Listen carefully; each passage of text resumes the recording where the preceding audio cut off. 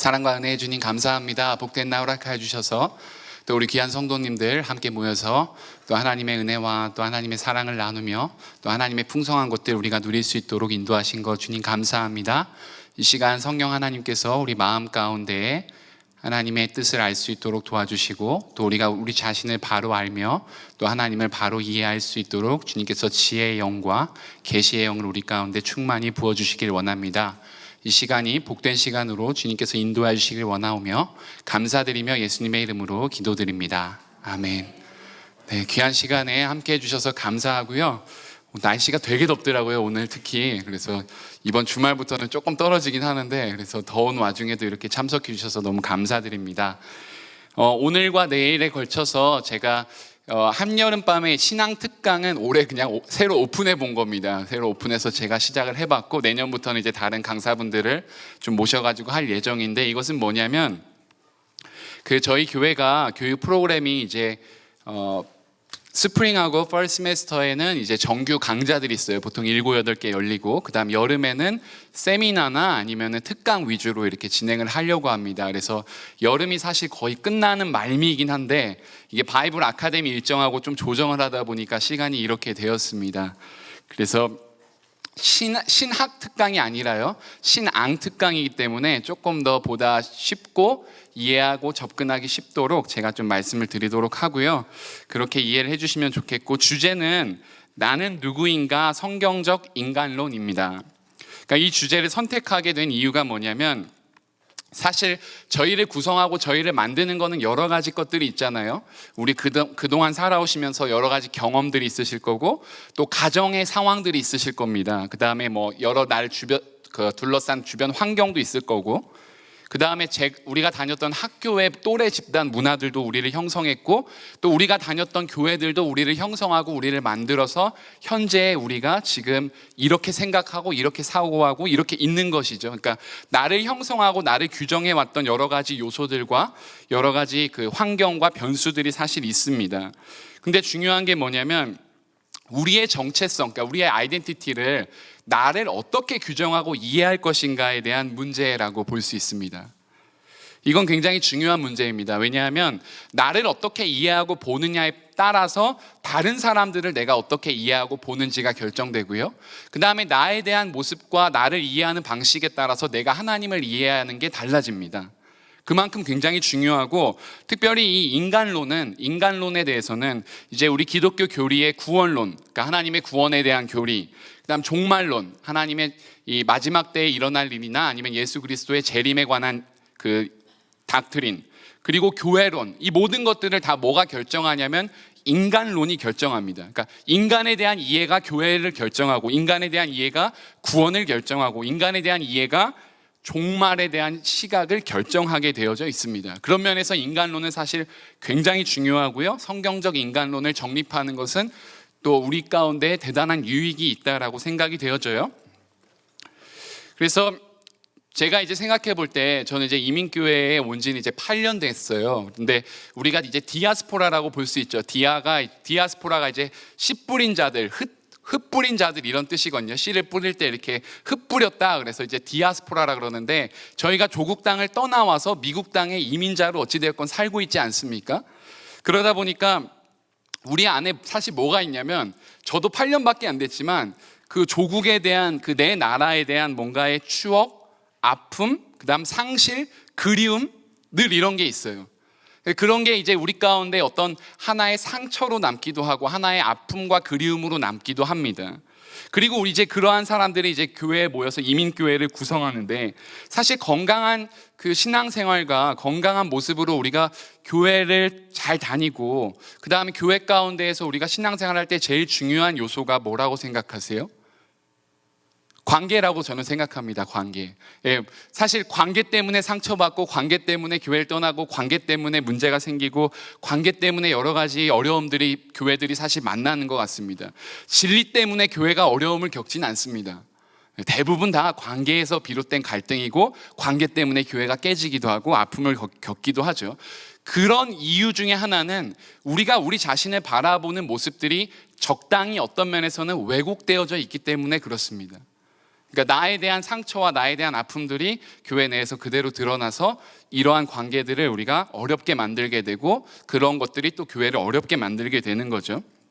그래서 제가 바라는 것은 이제 오늘과 내일 짧은 시간이지만 나는 누구인가라고 생각할 때 우리 성도님들께서 내가 살아온 나의 삶의 방식과 나의 사고방식과 지금의 현재 나의 모습은 어떠한가, 그리고 나를 내가 어떻게 규정하고 이해할 것이고 바라볼 것인가. 왜냐하면 우리가 그 크리스찬의 가장 큰 계명 두 가지가 하나님을 사랑하고 이웃을 사랑하는 건데, 내가 나 자신을 온전히 사랑하고 억셉하고 받아주지 못하면 사실 다른 사람을 사랑하기도 어렵고 하나님을 사랑하기도 어렵기 때문에 그렇습니다.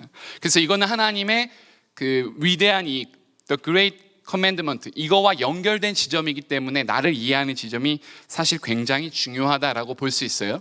제가 시 두 개를 소개해드리고 이제 시작을 하려고 합니다. 제가 한 40분 정도 강의하고요, 한 5분 10분 질문 받고 5분 정도 쉬고 그 다음 또 한 40분 하고 그 다음 5분 10분 질문 받고 딱 정해진 시간에 저희가 마치도록 하겠습니다. 먼저 소개해드릴 시는 독일 목사님의 시예요. 제가 읽어드릴게요. 나는 누구인가? 그들이 종종 말하기를 나는 감방에서 걸어 나올 때 마치 지주가 자기 저택에서 나온 듯 침착하고 쾌활하고 당당하다고 말한다. 나는 누구인가? 그들이 종종 말하기를 나는 간수에게 말을 건넬 때 마치 명령하는 권한이 있는 듯 자유롭고 친근하고 분명하다고 한다. 나는 누구인가? 그들이 또한 말하기를 나는 불행한 날들을 견디면서 마치 승리하는 데 익숙한 듯 평온하고 미소 지으며 당당하다고 한다. 그러면 나는 정말 다른 이들이 말하는 그런 존재인가? 아니면 나 자신이 아는 그런 존재일 뿐인가? 새장에 갇힌 새처럼 불안하고 뭔가를 갈망하며 병든 손들이 내 목을 조르고 있는 듯 숨가쁜 빛깔과 꽃들과 새소리에 굶주린 친절한 말과 이웃의 목마른 압제와 사소한 모욕에 분노로 치를 떠는 위대한 사건들을 간절히 고대하는 무한히 멀리 있는 친구들로 인해 힘없이 슬퍼하는 기도하고 생각하고 만드는데 지치는데 허무해진 무기력하게 그 모든 것과 이별할 채비를 갖춘 그런 존재. 나는 누구인가? 이것인가 저것인가? 오늘은 이 사람이고 내일은 저 사람인가? 나는 동시에 둘 다인가? 타인 앞에서는 위선자, 내 앞에서는 한심스러울 만큼 슬픔에 잠긴 약골인가? 아니면 이미 성취된 승리로부터 혼돈 가운데로 도망치는 내 속에 여전히 살아있는 폐잔병 같은 그 무엇인가? 나는 누구인가? 그들은 나를 조롱하고 이 고독한 질문을 비웃는다. 내가 그 누구든지 오 하나님 당신은 아나이다. 내가 당신 것인 줄을. 이게 본회퍼 목사님이 마지막 돌아가시기 전에 독일의 형무소에서 쓴 시입니다. 그러니까 나는 누구인가라는 시예요. 그러니까 내가 어떤 사람인지를 끊임없이 죽기 전에 하나님 앞에서 돌아보는 겁니다. 여러분들은 혹시 그럴 때 있지 않으세요? 내가 친절하고 웃는 모습이 나인가? 아니면 내가 혼자 있을 때 갑자기 분노와 어떤 여러 가지 감정들이 뒤섞이는 게 나인가? 이게 내 모습인지 아니면 저게 내 모습인지, 사실 우리는 우리 모습을 하나로 일관성 있게 표현할 만큼 일관적이지 않고 다양한 다이아몬드와 같은 모습을 사실 가지고 있습니다. 그게 대부분 우리 인간의 본성이고 인간적 모습이라고 생각이 듭니다. 또 하나의 시를 소개해 드릴게요. 이건 잘 아는 시일 것 같습니다. 죽는 날까지 하늘을 우러러 한 점 부끄러움이 없기를 잎새에 이는 바람에도 나는 괴로워했다. 별을 노래하는 마음으로 모든 죽어가는 것을 사랑해야지. 그리고 나한테 주어진 길을 걸어가야겠다. 오늘 밤에도 별이 바람에 스치운다. 이 시는 아마 잘 아실 겁니다. 윤동주의 서시고요. 윤동주가 20대의 나이에 조국의 독립을 꿈꾸면서 일본에서 이제 일본 유학 때 계속 조국의 독립을 꿈꾸면서 문학 청년으로 썼던 시입니다. 이 한 시인의 고뇌나 한 시인의 그 시대에 대한 절박함과 고민들이 고스란히 담겨 있고 이 시인이 누구인지를 또 잘 보여주는 시라고 생각합니다. 이 두 시를 보여드린 이유는 각각의 시인들이 시를 쓰면서 자기가 현재 무슨 일을 해야 되고 어떤 사명을 가져야 되고 그리고 내 모습이 누구이고 내가 누구인지에 대해서 끊임없이 고민하고 모색하는 그 어떤 구도자의 길을 찾았기 때문입니다. 그런 면에서 사실 우리는 끊임없이 내가 누구인지를 물어야 될 그 의미와 그 다음에 내가 누구인지를 찾아가야 될 책임이 우리 가운데 있다라고 생각이 되어집니다. 그래서 오늘 내일에 걸쳐서 제가 조금 더 보다 이 문제들을 가지고 쉽게 풀어서 말씀을 드리겠습니다. 먼저 하나님의 천지 창조와 그 목적입니다. 여기 페이퍼, 첫 번째 페이퍼 보시면요, 창조된 인간이 나오죠. 그 전에요, 여러분, 하나님께서 왜 천지를 창조하셨을까 혹시 생각해 보신 적 있으세요?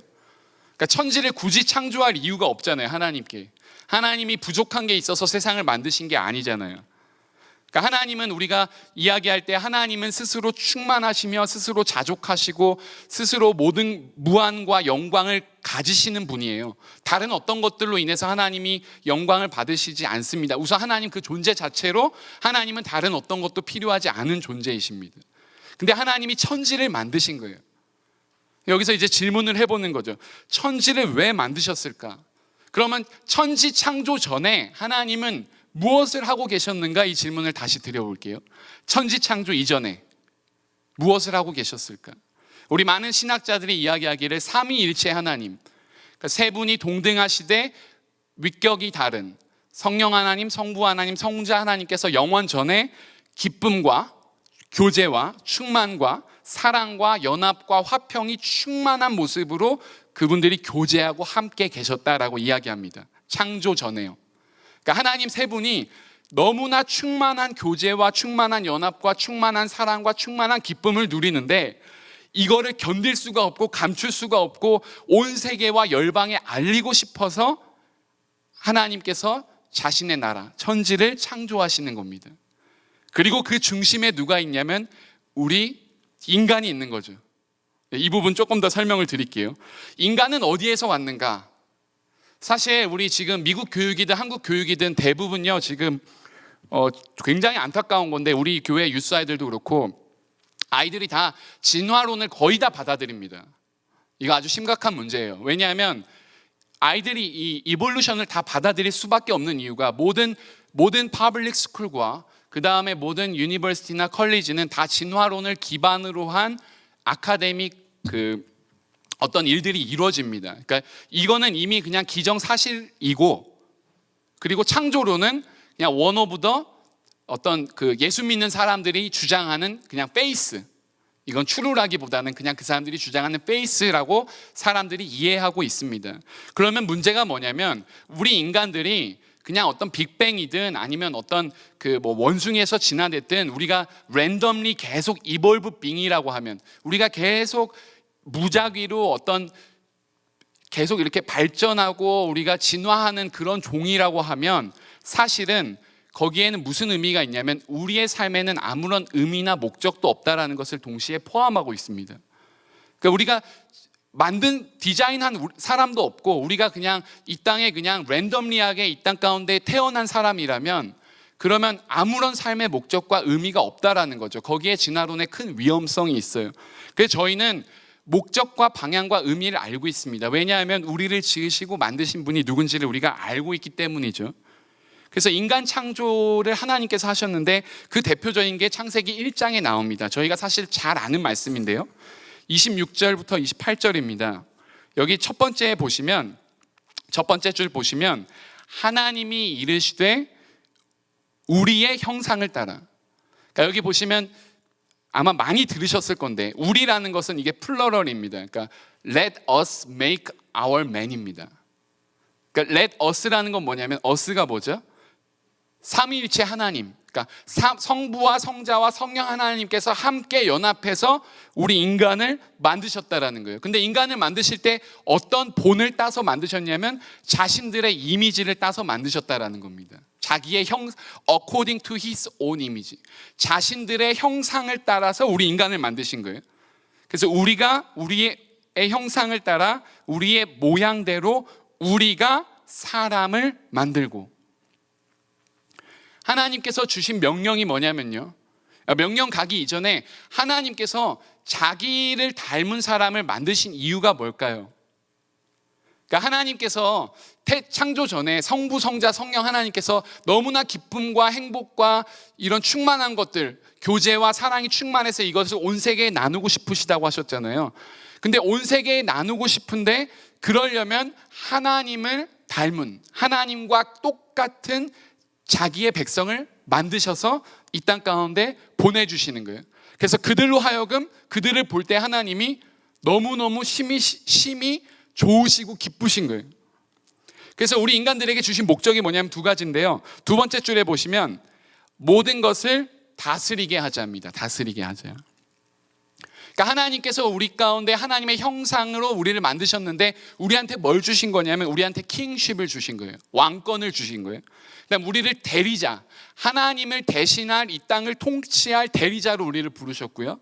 부왕, 우리를 서브킹으로 부르신 거예요. 하나님의 통치 아래, under the authority 아래 있는 통치자로 우리를 하나님께서 부르셔서 내가 이 땅과 이 온 세계를 아름답게 만들었는데 나를 닮은 너희들이 이 땅을 다스리라는 겁니다. 너희들에게 이 모든 책임과 권한을 내가 위임해 주겠다라는 거예요. 왜냐하면 나를 닮았기 때문에 믿을 만한 존재라는 겁니다. According to his own image잖아요. 그러니까 하나님의 형상을 따라서 우리를 만들었으니까 그러면 내가 믿을 만한 존재들, 믿을 만한 우리 자녀들, 믿을 만한 백성들이니까 너희들에게 이 땅의 모든 것들을 다스릴 권한을 내가 줄게 라고 하나님께서 말씀하시는 거예요. 그 다음 두 번째가 뭐냐면요, 두 줄 내려오시면 하나님이 그들에게 이르시되 생육하고 번성하여 땅에 충만하라, 땅을 정복하라, 그리고 다스리라. 그러니까 여기서는 생육하고 번성하여 땅에 충만하랍니다. 생육하고 번성하는 게 왜 하나님께 영광이 되죠? 왜냐하면 보세요, 하나님의 이미지, 하나님의 형상으로 우리를 만드셨잖아요. 그럼 하나님을 닮은 형상들이 많아지면 많아질수록 하나님께 영광이 되고 기쁨이 되는 거죠. 그러니까 하나님을 닮은 하나님의 이미지와 하나님의 백성들이 많아지면 많아질수록 하나님께 생육하고 번성할수록 그게 하나님께 기쁨이 되고 영광이 되는 겁니다. 그래서 하나님의 이 일을 우리 가운데 맡기시는 거죠. 어떻게 만드시냐면요, 창세기 2장 7절 보시면 여호와 하나님이 땅의 흙을 취합니다. 그래서 사람을 지으세요. 이게 지금 땅의 흙으로 하나님께서 바디, 그러니까 폼을 만드시는 겁니다. 우리 인간의 폼을요, 바디를 만드셨고요. 그걸로는 안 돼요. 어떻게 하시냐면 하나님의 생기라고 하는데요, 이게 영어 표현으로 하면 God's breath입니다. God's spirit. 그러니까 하나님께서 영이신데 하나님의 영을 자신을 닮은 백성들에게 부어주시는 거예요. 그래서 우리가 어떻게 되냐면 여기 마지막에 보시면 사람이 생영, 살아있는 영이 됩니다. 살아있는 영. 그래서 우리 인간이 어떻게 구성되냐면요, 이번에 보시면 우리의 영혼과 우리의 육체로 구성되는데 비물질적과 그 다음에 물질적, 그러니까 스피리추얼과 머테리얼이라고 볼 수 있습니다. 우리 한국 분들은 사실 이 혼을 되게 좋아해요. 영혼, 육, 이렇게 인간을 이제 우리가 나눌 때 영과 육으로 나누거나 아니면 영혼, 육으로 나누거든요. 근데 우리는 사실 혼을 좋아해요. 왜냐하면 우리가 사실 샤머니즘적 영향이 있어서 인간의 혼이 떠나갔다 이런 표현을 많이 합니다. 근데 성경적으로는 영과 혼은 동일한 그 단어로 씁니다. 그래서 쉽게 이해하시면 우리 인간은 뭘로 구성되어 있냐면 바디와 소울, 그러니까 우리의 영과 육, 영혼과 육체, 영혼과 육신으로 구성되어 있다라고 보시면 돼요. 마태복음 10장 27절 말씀 보시면 몸은 죽여도 영혼은 능히 죽이지 못하는 자들을 두려워하지 말고 오직 몸과 영혼을 능히 지옥에 멸하실 수 있는 이를 두려워하라. 그러니까 우리 인간은 뭘로 구성되어 있냐면 body and soul, 영혼과 육체로 구성되어 있습니다. 뒷장으로 넘어가 보실게요. 근데 이제 문제가 있어요. 그 영혼의 다양한 기능과 작용 넘어가기 전에 문제가 뭐냐면 초대교회에 있었던 이단인데요, 영지주의라고 있습니다. 영지주의, 그노티시즘이라 그래요. 이게 뭐냐면 어떠한 신령한 지식을 추구하는 이단이었습니다. 이게 대표적인 주장이 뭐냐면 우리의 영 있죠, 우리의 스피릿은 선하고요, 우리의 육은 악하다는 주장이에요. 그러니까 죽음은 좋은 거예요. 왜냐하면 우리가 지금 우리의 이 썩어질 것, 우리의 이 더러운 것, 우리가 벗어나야 할 육체를 우리 영혼이 어쩔 수 없이 육체가 껍데기로서 필요하니까 입고 있는데 죽으면 육체를 벗어나고 우리의 영혼만 남으니까 죽음은 좋은 거예요. 이게 어디까지 오냐면 지금 현대 교회까지 오고 현대 사회까지 와요. 예를 들면 이런 겁니다. 우리가 몸으로 하는 일들이 있죠. 몸을 써서 하는 일들이 있습니다. 직업 중에. 그 다음에 우리의 머리나 우리의 정신을 써서 하는 일들이 있어요. 근데 대부분의 사람들이 대놓고 말은 안 하지만 마음속으로 누구나 다 생각하기를 몸으로 하는 일은 어떻게 생각합니까? 조금 더 낮게, 조금 더 이제 세상 말로 하면 천하게, 자녀들이 그런 일을 안 했으면 좋겠는 이런 걸로 생각합니다. 그러면 우리의 정신을 쓰거나 우리의 머리를 쓰거나 우리의 뭔가 영적인 걸 쓰는 거는 더 선하고 더 높은 고차원적인 걸로 우리가 이해를 하고 있습니다. 이건 사실 성경적으로는 굉장히 잘못된 이해입니다. 그러니까 교회도 마찬가지예요. 교회에서 두 가지 양상으로 나타나는데, 예를 들면 이런 거예요. 우리 어머님 교회, 저희 어머님이 이제 권사님이시고 아버님이 이제 장로님이신데, 이제 울산에 있는 지역에서 거기도 한 1,500명 정도 모이는 뭐 우리 교회랑 비슷비슷한 사이즈입니다. 근데 거기서 이제 어머님이 이제 주방 봉사하시면 늘 권사님 몇 분이 계신데, 그분들은 늘 우린 기도해야 된다고 기도하러 가신다는 거예요. 주방 봉사는 한 번도 안 하신대요. 기도하러 가신대요. 이걸 생각해 보면 우리의 마음속에 뭐가 있냐면, 기도나 예배나 이런 것들은 굉장히 고차원적이고 스피리추얼한 중요한 거지만, 우리가 교회에 청소를 하거나 혹은 봉사를 하거나 주방 일을 하거나 이런 거는 조금 더 낮은 차원의 일로 우리가 이해하고 있다는 거예요. 또 다른 차원으로 보면 교회의 일은 우리가 중요하지만, 교회의 일들은 중요하지만 세상의 일들은 타락했고 더럽고 이미 세속적인 거니까 그것들은 중요하지 않다라고 여기는 거예요. 그러니까 이게 대표적인 게, 옛날에 우리가 흔히 교회 내에서 조금 은혜 받았다 혹은 신앙생활 열심히 한다 아니면 매일 교회 와서 뭐 기타 치고 막 그런다 하면은 꼭 어른들이 하시는 말씀이, 야 너 그러면 신학교 가라, 이거예요. 왜냐하면 신학교 가서 풀타임으로 미니스터가 되거나 아니면 그 어떤 선교사가 되는 게 우리가 일상적인 삶에서 우리가 선교적인 삶을 사는 것보다 훨씬 더 고차원적이고 중요한 일로 사람들이 여기고 생각했다라는 데 있습니다. 그러니까 나는 예를 들어서 내가 스몰 비즈니스를 운영하면 나는 이게 하나님의 영광과 어떤 부분이 관련되어 있는지는 잘 모르겠는 거예요. 그냥 내가 할 수 있는 일은 교회 봉사하고 여기서 돈 벌어가지고 선교사들 후원해주고 교회에 돈 내주고, 그래서 보내는 선교사, 그거 자체가 이미 선교인지를 우리가 잊어버리고 있다는 데 있어요. 이게 바로 이 그노티시즘에서 계속 지금까지 오는 사실 그 큰 영향입니다. 그러니까 사실 성경은 우리의 몸과 우리의 영혼을 긍정하고 있어요. 그러니까 무슨 얘기냐면, 우리의 몸과 영은 따로 볼 게 아니라 같이 보셔야 된다는 거예요.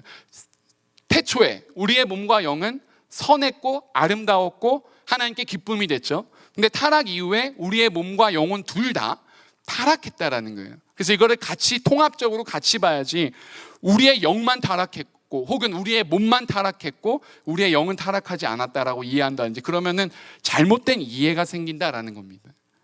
근데 우리의 영혼에 대해서 조금 더 깊이 들어가 보면요, 4가지 이제 다양한 기능과 작용이 있는데요. 저희의 영혼요, 스피릿에 대해서 말씀드리는 거예요. 저희 마음이 있는데요. 우리 마음, 하트라고 합니다.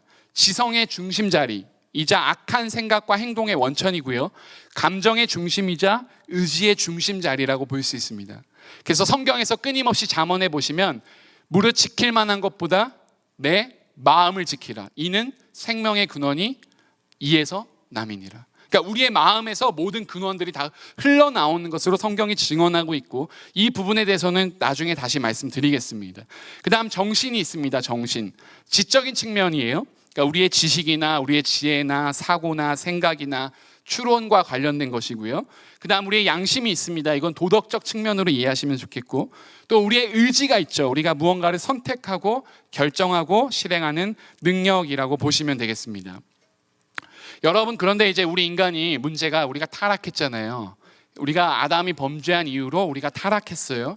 우리가 하나님으로부터 벗어났습니다. 근데 우리가 타락 이후에 여러분들이 하나님을 모르는 자가 스스로 하나님을 알 수 있습니까? 없습니까? 없죠. 없어요. 왜냐하면 하나님을 아는 지식이 끊겼기 때문에 성령 하나님께서 찾아와 주셔서 계시의 빛을 밝혀주셔야 알 수 있습니다. 근데 우리 인간에게 우리가 이제 흔히 얘기할 때 우리 인간이 타락할 때 토탈 디프라베리, 그래서 우리가 전적 타락이라고 하거든요. 전적 무능이라고 합니다. 우리의 영과 우리의 혼과 우리의 모든 것들 다 하나님 앞에서 타락했다, 다 죽었다라고 이야기해요. 그러면 우리가 원래 하나님의 이미지, 하나님의 형상으로 처음에 완전한 자로 만들어졌잖아요. 근데 이제 우리가 타락된 거예요. 그러면 우리의 아이콘이 완전히 사라진 건 아니에요. 우리의 이미지가 여전히 우리 안에 하나님의 형상이 남아 있습니다. 그거를 뭘로 볼 수 있냐면 세상적인 추론으로 보면 어느 누가 어느 사회나 어느 시대를 막론하고 사람을 죽이면 안 된다라는 걸 사람들이 압니다. 배우지 않아도 알고 가르치지 않아도 알아요. 누군가의 것을 빼앗으면 나쁜 거라는 걸 압니다. 이게 자연법이라고 하는데 태어나면서부터 우리 마음에 가지는 우리 양심의 법입니다. 그러니까 우리의 형상이 타락했음에도 불구하고 하나님께서 우리의 형상을 여전히 보존하고 계신다라는 거예요. 다시 돌아가면요, 하나님께서 창조를 하셨을 때 하나님이 우리의 완벽하고 온전한 형상을 보고 기뻐하셨잖아요. 근데 하나님이 이제 슬퍼하세요. 왜냐하면 하나님의 백성들의 형상이 타락했으니까요. 그럼 하나님이 다시 어떻게 기뻐하실 수 있을까요? 쉽죠? 하나님의 형상을 다시 회복하는 게 하나님의 기쁨입니다. 되셨죠? 그러면 하나님의 형상을 회복하는, 그러니까 하나님의 형상을 우리가 못 봤는데 어떻게 알 수 있습니까? 누구를 통해서? 예수님을 통해 알 수 있습니다. 그러니까 완전한 신이신 하나님께서 인간의 육신의 몸을 입고 인간이 되셔서 우리한테 완전하고 온전히 회복한 형상이 무엇인지를 예수님께서 보여주셨어요. 그래서 우리가 끊임없이 성경에서 예수를 본받자, 예수를 쫓자, 예수를 따라가자 하는 모든 이유가 다 뭐냐면 예수 그리스도가 우리의 이 타락한 형상에서 회복되어져야 될 가장 모델의 형상이기 때문에 그렇습니다. 그래서 여기 몇 가지 보시면 그리스도를 본받습니다. 우리가 그 다음에 예수의 형상을 본받고요, 그 다음 그리스도의 장성한 분량이 충만한 데까지 우리가 이르고요, 우리가 범사의 그리스도에까지 자라고요, 그 다음에 그리스도가 우리 안에 거하시고 우리가 하나님의 아들이 되고 그 다음에 우리가 새 사람이 됩니다. 그러니까 하나님의 형상으로서 예수를 쫓고 예수를 닮는 게 우리 인생과 우리 모든 삶의 의미이자 목표이자 방향입니다. 그러니까 예수를 닮는 거예요. 되셨죠? 그러니까 사실 더 중요하게 말씀드리면 우리가 하는 우리 교회가 5대 목표가 선교, 예배, 전도, 교제, 하나 더 봉사. 네, 맞습니까? 이렇게 5개인데 이 모든 것들이 다 무엇을 위한 거냐면 우리가 예수를 닮아가기 위한 거라는 거예요. 예수의 형상을 회복하기 위한 거죠. 다 모든 게. 그러니까 우리 삶에서 우리가 사실 힘써야 될 것은 예수를 닮아가는 일입니다. 예수를 닮아가는 일. 제 개인적인 생각인데 제가 성도님들께 그 설교 수요 예배 때는 한두 번 말씀드렸는데 우리 한국 교회가 사실은 두잉에 대해서는 되게 열심히 했어요. 두잉요. 새벽 기도 열심히 했죠. 열심히 모였죠. 열심히 돈도 내서 얼마나 화려하고 멋지고 예쁜 건물도 지었죠. 선교사도 많이 파송하고 선교도 많이 했습니다. 두잉은 굉장히 많았어요. 무언가 행함도 많았고 한 일도 많았어요. 근데 우리의 빙은요. 우리의 빙. 우리가 예수를 얼마나 닮고 얼마나 예수 가운데 자라났고 얼마나 예수의 형상을 닮아가고 있는지에 대해서는 우리가 질문해 봐야 된다는 거죠. 사실 이 모든 것들이 우리가 교회에 모여서 돈 내고 모이고 헌금하고 또 새벽 기도하고 이 모든 게 다 예수를 닮기 위한 거였는데 예수를 닮기 위한 거는 온데간데 없고 우리의 두잉만 남았으면 이게 무언가 생각을 해봐야 된다는 겁니다. 이제 넘어갑니다. 타락한 인간인데요, 저희가 이 타락한 인간을 볼 때 제일 중요한 건 사실 죄입니다. 죄란 무엇인가 라는 거죠. 1번은 넘어가고요. 한번 보시고요.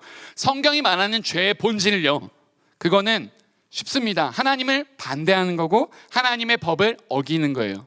그러니까 본질적으로 하나님과 우리의 관계성에서의 죄입니다. 그러니까 죄란 하나님과 우리의 관계예요. 그러니까 하나님께서 천지를 창조하신 목적이 하나님의 기쁨과 충만을 하나님을 닮은 그의 백성과 교제하고 영광 받으시고 우리가 예배하고 이 모든 것들을 위해서 만드셨는데, 관계 맺기 위해서 만드셨는데, 이 관계를 깨면 그게 하나님께 죄라는 거죠. 죄.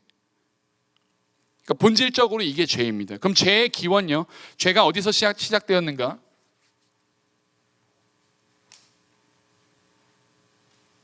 죄는요, 인간의 자유로운 선택에서 비롯된 도덕적 악이라고 볼 수 있습니다. 우리 청년들도 이런 질문 많이 해요. 천지를 창조하셨을 때, 하나님께서 천지를 창조하셨을 때 그게 완벽했는데 어떻게 거기에 이 뱀이 있고, 그렇죠? 사탄이 들어가고, 그리고 아담과 하와가 하나님의 온전한 형상이었는데 어떻게 이 하나님께 범죄하고 죄를 지을 수 있느냐, 이게 상충되지 않느냐, 이 얘기를 합니다. 얼핏 보면 그렇지 않습니까? 그러니까 하나님께서 만드신 게 완벽한데, 완벽한 세상인데, 완벽한 세상을 만들었는데 그게 어떻게 죄가 들어오고 완벽한 세상이 타락할 수 있는가? 그러면 하나님이 만드신 세상이 애초에 무언가 문제가 있었던 게 아닌가라고 이야기를 할 수 있죠. 그렇죠? 그러면 하나님께서 인간을 만드실 때, 하나님께서 인간의 모든 것들을 컨트롤하시고 모든 것들을 본인의 마음대로 하신다면 그거는 로봇과 같은 거죠. 그러니까 그건 하나님의 영광과 기쁨과 관련이 없어지는 겁니다. 왜냐하면 내가 그렇게 이미 매니플레이트 했기 때문에, 사람들을. 근데 하나님이 인간에게 주신 최고의 선물 중 하나가 뭐냐면요, 이게 결국 우리 가운데 치명적인 독이 됐지만, 하나님께서 인간에게 주신 이 최고의 선물과 최고의 복이 뭐냐면 자유의지예요. 그러니까 우리의 자유로이 우리가 생각하고 사고하고 우리가 결단하고 실행할 수 있는 능력과 실력을 하나님이 우리한테 선물로 주신 겁니다. 왜냐하면 우리를 사랑하셨기 때문에요. 만약에 여러분들 자녀분들이 계시면 24시간 다 쫓아다니면서 자녀를 다 컨트롤하시면, 그리고 자녀가 만약 그 뜻대로 된다고 한들 그게 여러분에게 기쁨이 되고 복이 되겠어요? 자녀에게 적당한 자유와 적당한 의지를 줬는데 자녀가 부모의 뜻과 말씀에 합당하게 행할 때 그게 이제 기쁨이 되잖아요. 그리고 그 자유를 줘야, 그 의지를 줘야 그게 아이를 사랑하는 한 모습, 아이를 믿어주고 아이에게 책임감을 주고 아이가 어떤 자기의 일들을 할 수 있는 것들을 위임해 주는 게 되죠. 그러니까 하나님도 아까 모든 것을 다스리라 했잖아요. 생육하고 번성하라 했잖아요. 이 명령을 주시면서 우리 인간에게 주신 게 바로 자유의지라는 이 선물입니다. 근데 인간이 어떻게 했냐면 이 자유의지를 악한 데 썼다는 거예요. 자기 스스로요. 자기가 결단하고 자기가 작정하고 악하게 쓴 거예요. 근데 그 죄는 뭐였냐면, 하나님께서 분명히 동산 중앙에 있는 나무의 실과를 먹지 말라고 하신 거예요. 선악과를요, 먹지 말라고. 근데 이 선악과를 이들이 먹잖아요. 그러니까 하나님이 금하신 일을 먹었어요.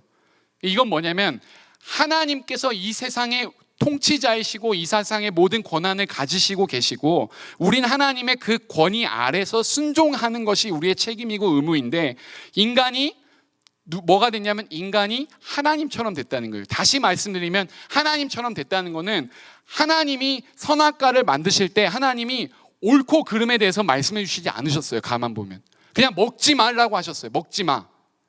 왜 먹어야 되는지는 설명이 없어요. 그 얘기는 뭐냐면, 하나님이 하지 말라면 그게 하나님의 옳고 그름이라는 거예요. 그러니까 하나님 옳고 그름, right and wrong을 누가 판단하고 누가 권위를 가지냐면, 이 세상을 지으시고 만드신 하나님이 옳고 그름을 결정하신다는 거예요.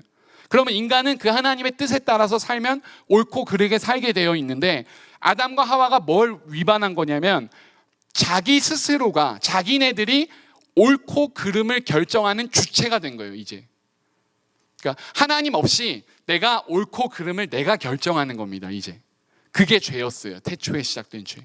그러니까 하나님 없이 내가 내 길과 내 앞과 내 모든 것들을 결정하는 것.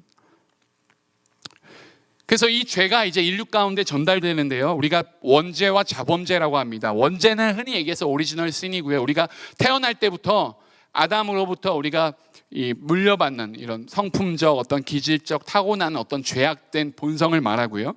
자범죄는 뭐냐면 우리 안에 있는 이 죄에 대한 것들이 실제 실행이 되었을 때, 실제 구체적으로 무언가 우리가 죄를 졌을 때 이게 이제 자범죄가 됩니다. 죄의 기원에 대해서 사실 우리가 이야기해 볼 수 있어요. 죄가 어디서 왔는가? 천사의 타락으로부터 왔습니다.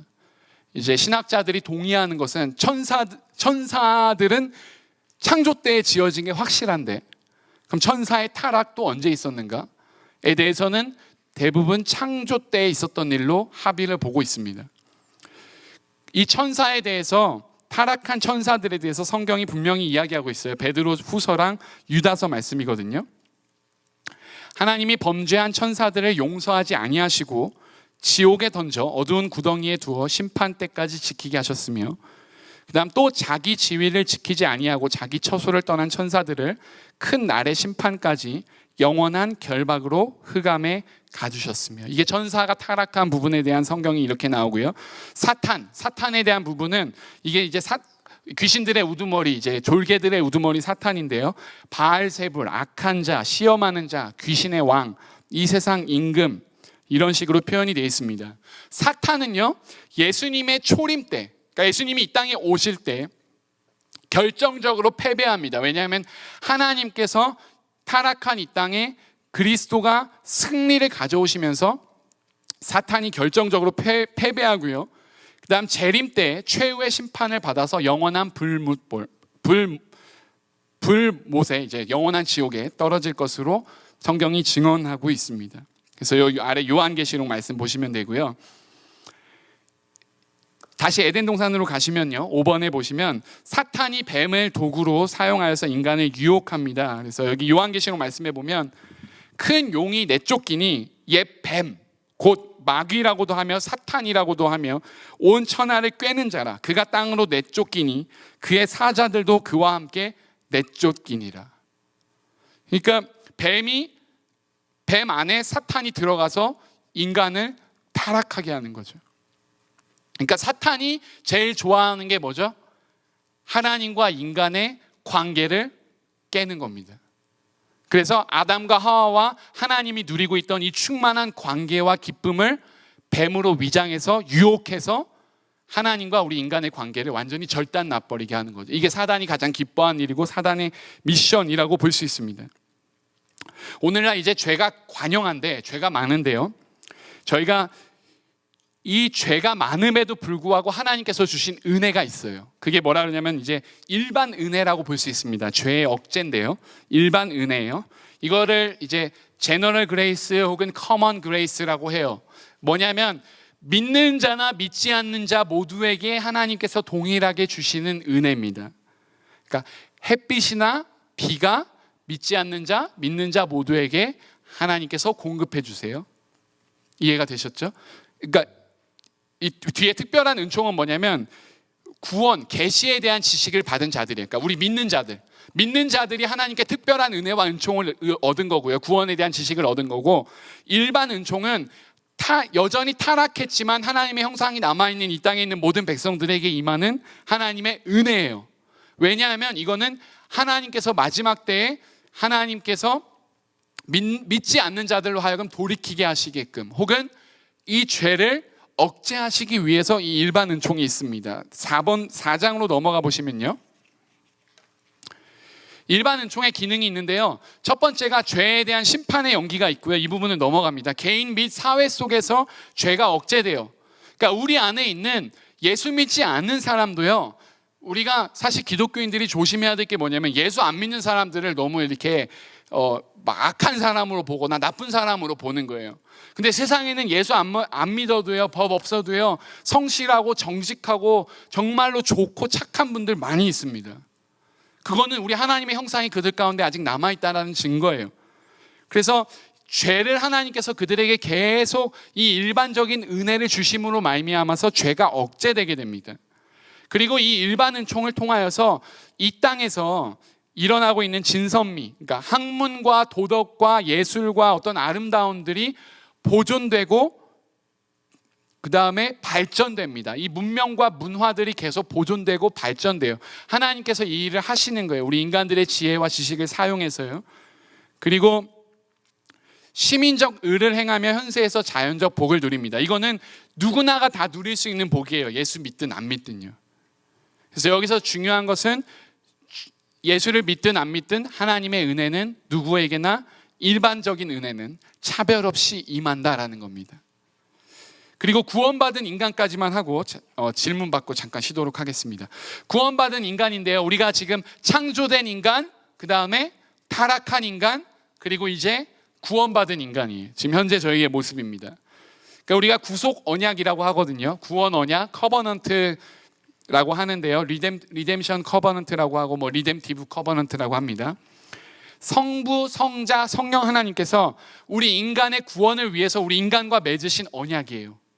하나님이 지으셨기 때문에, 하나님 만드셨기 때문에 깰 수 없습니다. 아브라함과 하나님이 언약을 맺으시는 장면을 보면, 아마 창세기 15장일 건데요, 맺으시는 장면을 보면 아브라함이 이 짐승을 이제 쪼개고요, 그리고 하나님께 번제물을 올려드리는데 이 짐승 사이에 이 연기가 왔다 갔다 해요. 근데 그게 이제 하나님의 임재를 상징하거든요. 근데 원래 이 고대 근동 사회에서는 언약을 맺을 때 어떻게 했냐면, 지금도 저희가 언약을 맺으면 계약서를 쓰시면, 우리가 렌트를 하든 뭐 리스를 주든 하면은 갑과 을 뭐 해가지고 계약서를 양쪽 다 가지시죠. 그렇죠? 양쪽 다 가져야 이게 계약서가 유효하잖아요. 근데 하나님과 아브라함 사이도 사실 양쪽 다 계약서가 있어야 돼요. 그래서 그때 당시에 짐승을 계약을 맺으면, A라는 패밀리와 B라는 패밀리가 계약을 맺으면 짐승을 잡고 짐승을 쪼갠 다음에 그 중간을 A가 먼저 걸어가고요, 그 다음 B가 먼저 걸어가요. B가 그 뒤에 걸어가요. 그 얘기는 뭐냐면 A와 B 모두 이 계약을 먼저 깨는 자는 이 짐승처럼 쪼갤 것이다라는 거예요. 죽여버리겠다는 뜻입니다. 그 당시에 고대 사회의, 그 근동 사회의 이 커버넌트 방법이 그랬어요. 근데 하나님과 아브라함 사이에 보시면 하나님은 지나가시는데 아브라함은 지나가라는 말이 없어요. 아브라함은 안 지나가세요. 그 얘기는 뭐냐면, 하나님께서 당신이 주권적으로 우리와 언약을 맺으시는데 언약을 깨거나 파기하는 게 누구한테 달려있죠? 우리한테도 달려있지 않다는 거예요. 그러니까 인간이 지나가지 않았어요. 그러니까 하나님이 다 처음부터 끝까지 하셨다는 얘기는 뭐냐면, 하나님은 우리가 이야기할 때, 하나님의 속성을 이야기할 때 변치 않으시는 분, 성실한 분, 어제나 오늘이나 동일하고 신실하신 분, 그 다음에 언약을 지키시는 분, 말씀대로 행하시는 분, 그렇게 말하잖아요. 그러니까 그 얘기는 뭐냐면 하나님은 언약대로 끝까지 이루시겠다라는 얘기입니다. 그러니까 아브라함과 관계없이, 아브라함과 지금 맺은 언약은 내가 영원히 이 언약을 지키고 이루겠다라는 하나님의 약속이에요.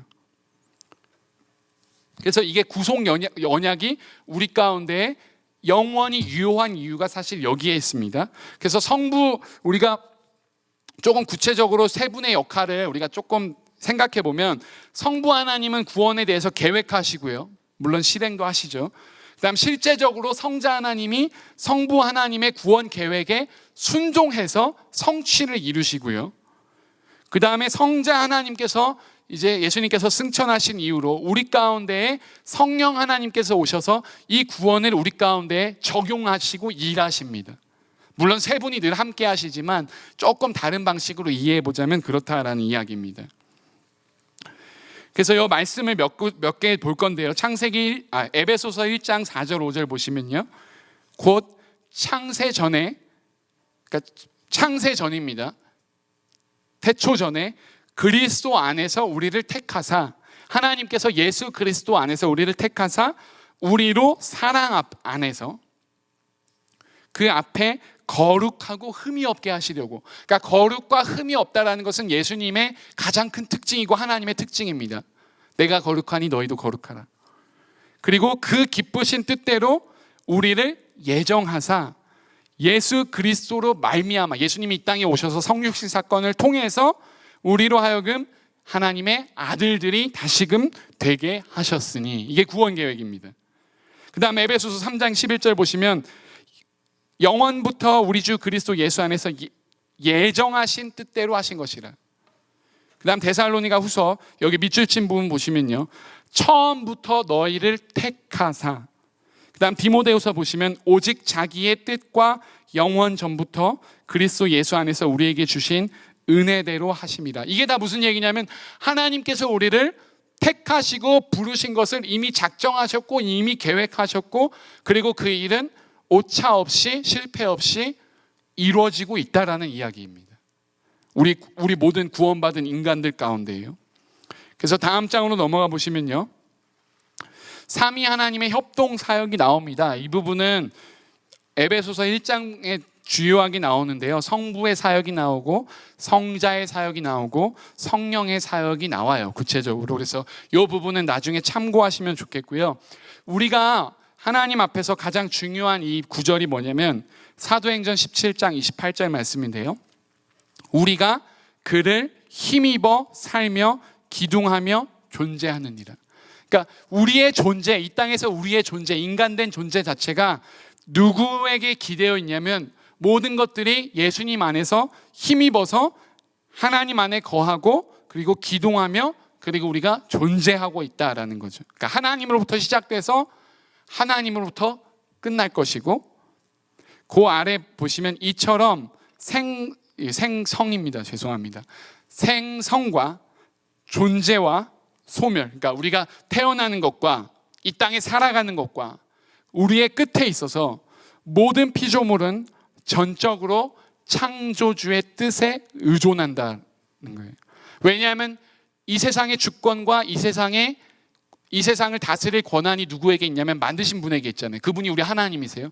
그러니까 하나님은 자기의 뜻과 자기의 의지대로 작정할 만한 실력과 능력이 있고 그리고 그럴 만한 자격이 있는 분입니다. 그래서 이것을 기억하시고 우리를 이해하시면 좋을 것 같습니다.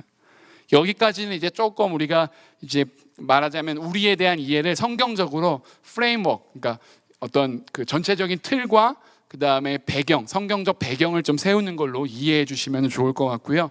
잠깐 쉬기 전에 혹시 이 앞에 부분과 관련해서 질문이나 혹시 나누고 싶으신 게 있으시면은 그냥 자유롭고 편하게 말씀해 주시면 좋을 것 같습니다.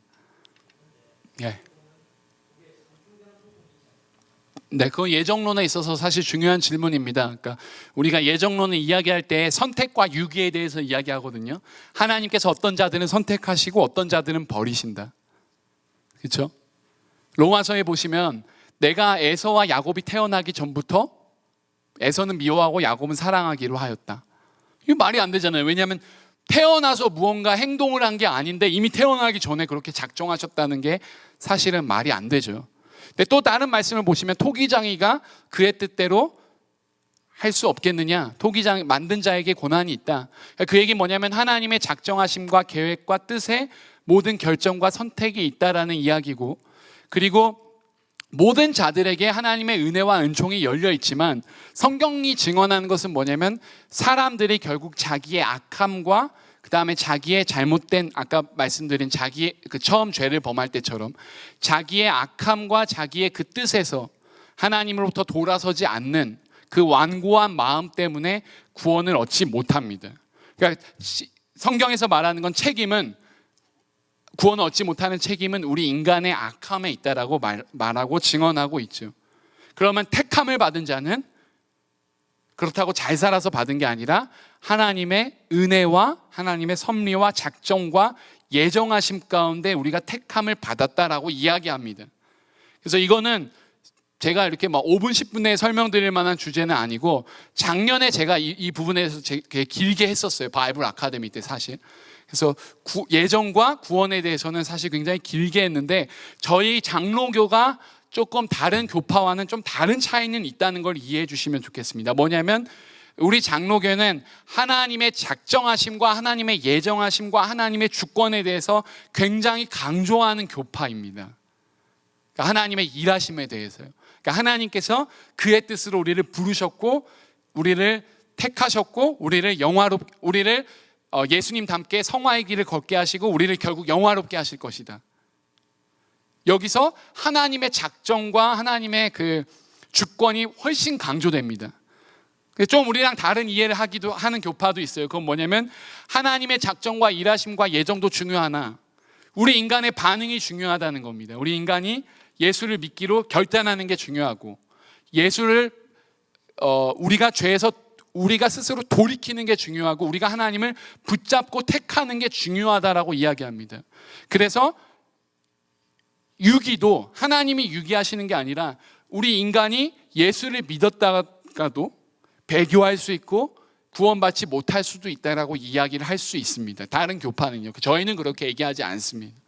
저희는 하나님, 아까 제가 언약을 얘기할 때 아브라함과 하나님과의 그 언약을 얘기할 때 말씀드린 게 하나님이 택하시고 부르시면 그 구원은 취소되거나 혹은 실패되지 않는다라는 걸 말씀드리기 위해서 그랬던 거예요.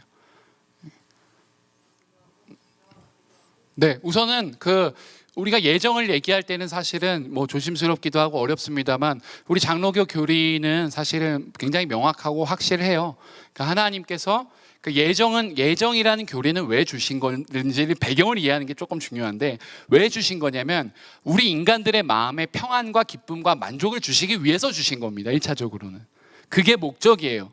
그러니까 내가 누군가가 저 사람 내가 아무리 복음을 전했는데 저 사람 예수 안 믿네. 저 사람 구원 안 받았나 봐. 택함 안 받았나 봐. 이게 아니라 믿는 자들이 예수 안에서 내가 부름 받았다는 것을 확증하고 믿음을 가지고 그 길을 걷기 위해서 이 예정의 교리가 사실 나온 것이지 우리가 누가 구원받고 안 받았냐의 문제를 따지기 위해서 예정이 나온 것은 아닙니다. 그것은 철저히 하나님의 권한에 속해 있고 하나님의 뜻에 달려 있습니다. 그래서 누가 누구를 판단하거나 누가 누구를 어떤 일로 볼 수가 없죠. 우리 인간들은요.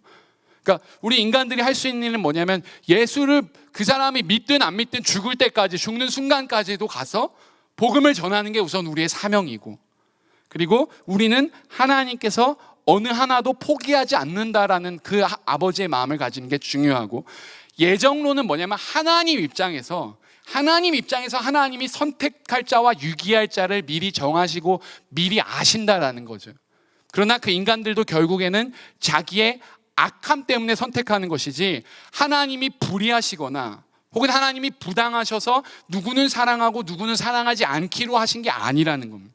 하나님은 가장 지혜로우시고 하나님께서는 온 인류의 주관자이시고 창조주이시기 때문에 모든 지식과 지혜와 영광이 그에게 뛰어나기 때문에 그가 하신 일, 그가 정하신 일, 그가 선택과 유기까지 하신 일도 하나님의 권한이 있고 하나님의 지혜에 있기 때문에 우리는 그걸 신뢰하고 그걸 믿는 것이지 우리가 그것에 대해서 어떻게 왈가왈부하거나 속은 판단할 수 있는 문제는 또 아니고 우리 삶에서 실제 적용할 때에도 우리가 믿지 않는 자들도 언제나 예수 그리스도의 보혈과 그 속죄가 저들에게 임하리라는 기대와 소망을 가지고 사실 나아가야 합니다. 더 복잡해지셨나요? 혹시 도덕적이라는 표현이 조금 맞아요.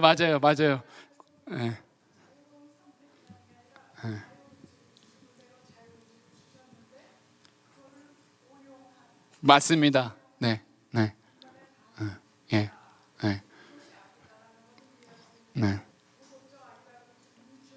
맞아요. 굉장히 날카로운 지적이세요. 그러니까 이렇게 이해하시면 될 거예요. 죄는 인간의 자유의지를 남용하고 오용한 악이다. 그렇죠? 그러니까 여긴 꼭 도덕적 악이 아니라 이건 영적, 도덕적 우리의 모든 악들을 사실 다 포함하는 개념이라고 보시면 좋겠습니다. 맞습니다. 감사합니다. 그래서 예정론에 대해서는 사실은 너무 깊게 들어가셔도 좀 피곤하실 수도 있고 공부하실 거라면 제대로 하시는 게 사실 제일 좋고요. 그리고 혹시 궁금하신 게 있으시면은 또 저든지 아니면 우리 목사님께 여쭤보시면 좋을 것 같습니다. 저희 잠깐 한 5분에서 한 7분 정도 쉬었다가요. 그리고 다시 시작하도록 하겠습니다. 40분부터 시작하겠습니다. 네, 페이지 5페이지고요. 현대인의 정체성에 관한 부분입니다. 지금부터는 조금 더 프랙티컬리 저희가 들어가려고 합니다. 그래서 우리 성도님께서 자신에 대해서 좀 더 생각해 봐 주시고 나에 대해서 좀 더 깊이 생각해 볼 수 있는 시간이면 좋겠습니다. 현대인의 정체성입니다. 우선 나를 먼저 어떤 사람으로 내가 규정하고 어떻게 무엇으로 날 규정하고 이해할 것인지에 대해서 한번 생각해 보시면 좋겠고요. 그다음에 현대인의 자아, 그러니까 우리가 셀프라고 합니다. 자기 자신에 대해서 어떻게 이해하고 있는지. 우리가 흔히 지금 현대 사회를 자아 성취의 사회라고 합니다. 자아 성취. 그다음 자아 숭배 사회라고 하죠. 책 중에서 가장 잘 팔리는 책들은 다 How to Succeed에 관한 책입니다. 성공하는 사람들의 7가지 습관, 성공하는 기업의 그다음 잘 되는 나.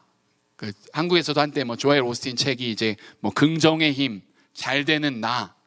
그다음 요즘에는 왕의 재정 이런 하여튼 돈과 혹은 자기 자신과 자아와 관련된 부분들이 대부분의 책들을 이루고 있어요. 그 얘기는 뭐냐면 사람들이 그거를 욕망하고 추구한다라는 얘기입니다. 다른 말로 하면 사람들이 그거를 욕망하고 추구한다라는 거죠. 그래서 저희 1:1 양육 때도 얘기를 나눴는데 오늘날의 그 많은 찬양 가사들도 사실은 나가 중심이다. 주님, 나는 연약합니다. 주님, 내가 오늘 하루 버티기가 힘듭니다. 주님, 내가 어떻습니다. 내가 젖혔습니다. 그러니까 다 나에 대한 이야기예요. 그리고 나중에 후반부에 가서 주님 때문에 내가 일어나고 그러니까 거기는 다 나예요. 내가. 그러니까 옛날에 우리 찬송가나 찬양은 다 뭐죠? 하나님에 대한 찬양이고 하나님만 찬양하고 하나님에 대한 가사입니다. 근데 오늘날에는 다 나에 대한 거예요. 특별히 청년들이나 젊은 사람들에 대한 찬양은 거의 대다수가 다 나에 대한 이야기입니다. 그래서 오늘날 가장 인기 있는 설교도 하나님에 대한 설교가 아니라 어떻게 이 땅에서 우리가 잘 먹고 잘 살 것인가 라는 데에 대한 설교들이 사실 큰 인기를 얻습니다. 이해가 되셨죠? 왜냐하면 사람들이 그것을 추구하고 욕망하기 때문에 그렇습니다. 근데 3번에 보시면 나르시시즘의 유혹과 위험성이라고 하는데, 나르시시즘이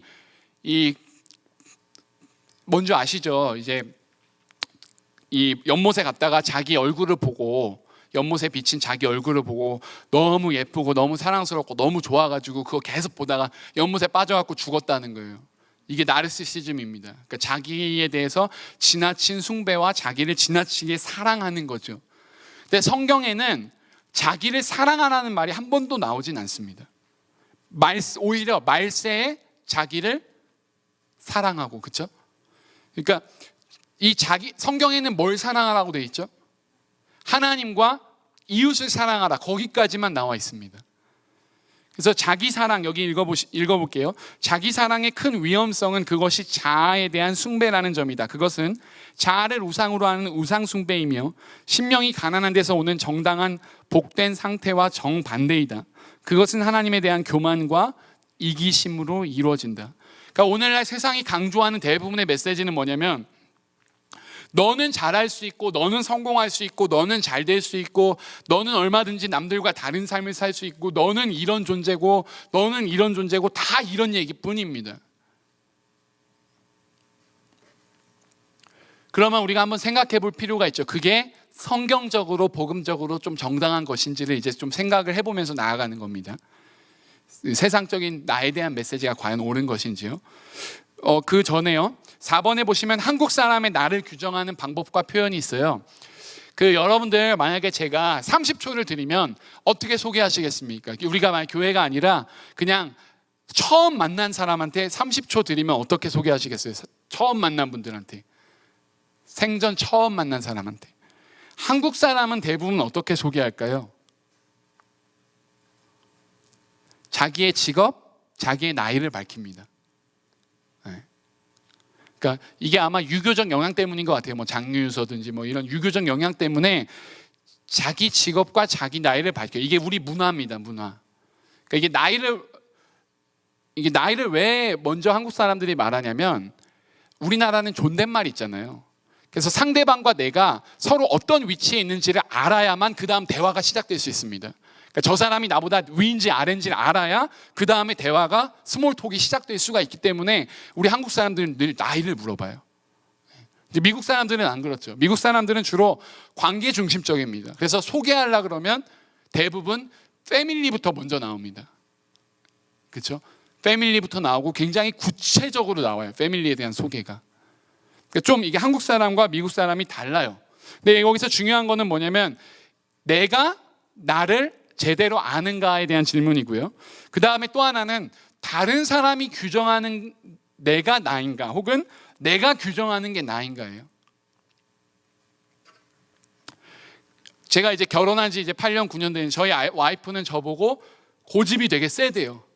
근데 저는 한 번도 평생 그렇게 생각해 본 적이 없어요. 저는 굉장히 플렉서블하고 그리고 이야기를 잘 들어주고 사람들의 그런 것들에 대해서 잘 맞춰준다고 생각했는데 우리 와이프는 저를 보고 고집이 세대요. 그럼 같이 산 사람이 좀 더 정확하겠죠. 그렇죠? 그러니까 내가 바라보는 나의 모습이 나인지 아니면 나와 함께 있는 사람의 규정하는 그게 나인지 혹은 내가 내 자식에게 비치는 그 모습이 나인지 아니면 자식이 나를 바라볼 때의 그 모습이 나인지를 우리가 돌아봐야 돼요. 그러니까 우리가 우리를 제대로 알고 있는가. 그래서 우리가 지지난주에 우리가 바이블 아카데미 하면서 성격 유형 검사했거든요. 디스크를 했는데 그때 뭐 사교형, 신중형, 안정형, 그 다음에 또 하나가 뭐였죠? 주도형 이렇게 4가지로 했는데 우리가 이렇게 그 이제 항목에 뭔가 표시를 하잖아요. 근데 대부분의 적지 않은 사람들이 뭐냐면 저도 처음엔 그랬는데 내가 나를 보는 그 모습이 아니라 내가 되고 싶은 나를 찍어요. 그러면 이게 잘못 나와요, 이게 결과가. 그러니까 아까 제가 예를 들어 고집 있는, 유연한 뭐 이런 질문이 있으면 그러면 저는 걷다가 무조건 유연한을 동그라미 칩니다. 왜냐하면 내가 평소에 생각하는 나와 내가 되고 싶은 내가 이 모습이기 때문에 그래요. 근데 실제로는 상당히 다를 수 있다는 데 함정이 있습니다. 그러니까 우리가 사실은 우리 자신을 잘 모른다는 데 함정이 있어요. 그러니까 우리의 정체성을 어떻게 우리가 규정할 것인가에 대해서 생각해 보면 우리가 무엇을 가장 우리의 앞에 두고 우리의 정체성을 규정할까는 되게 중요해요. 그러니까 누군가에게 내가 소개할 때 가장 먼저 오는 게 내가 제일 중요하게 생각하는 정체성이라고 볼 수 있습니다. 나는 누구의 엄마 혹은 나는 누구의 아이라고 하면 그게 나한테 제일 the most important한 내 아이덴티티예요. 혹은 내 직업을 먼저 얘기하면 그게 지금 나한테는 제일 중요한 아이덴티티입니다. 제가 여기 EX 쳐놨는데요.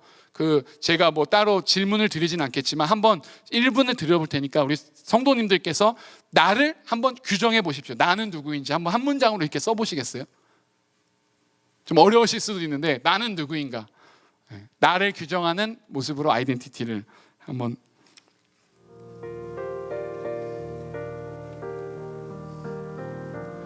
혹시 쉽게 써지세요? 쉽게 잘 안 써지시죠?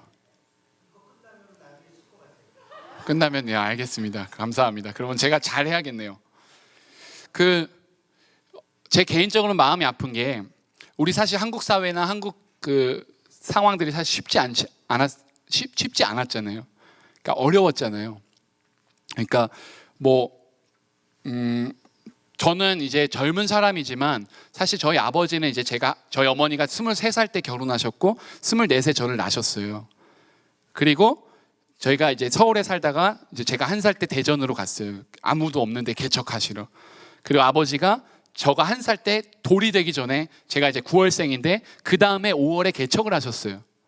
그때 저희가 집이 없었기 때문에 큰 고모네랑 같이 살았습니다. 그 큰 고모랑 큰 고모부가 계셨고 2 형이 있었고 그 다음에 저희 할머니가 계셨고 저희 할머니를 할머니 돌아가실 때까지 저희 어머니가 모시고 사셨는데 그리고 저 있었고 근데 그때 방이 2칸이었어요. 저희가 그런 상황에서 자랐고 그리고 제가 대학교 가기 전까지 이사를 12번 했어요. 저희 집이 꽤 많이 했죠. 그러니까 왜냐하면 집이 없기 때문에 그러니까 뭐 개척교회 때문에 늘 이사를 하는 거예요. 그러니까 저희 어머니 나중에 보니까 짐을 안 풀어요. 그냥 박스가 다 그대로 있어요. 한 방은.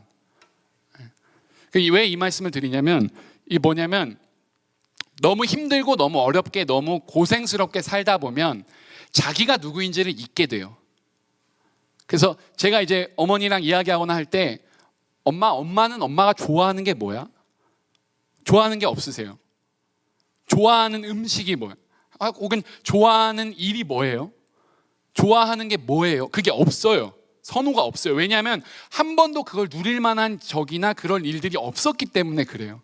아마 연세 드신 분들은 아마 삶을 굉장히 고단하고 힘들고 어렵게 살아오셨기 때문에 내가 누구인지를 내 정체성을 규정하기도 전에 그냥 나는 늘 수동태적인 그런 인생으로만 살아오셨기 때문에 내가 정말 좋아하는 게 뭐였는지 내가 정말 바라는 게 뭐였는지 그런 것들을 잘 모르고 살아오셨을 가능성이 사실 꽤 높습니다.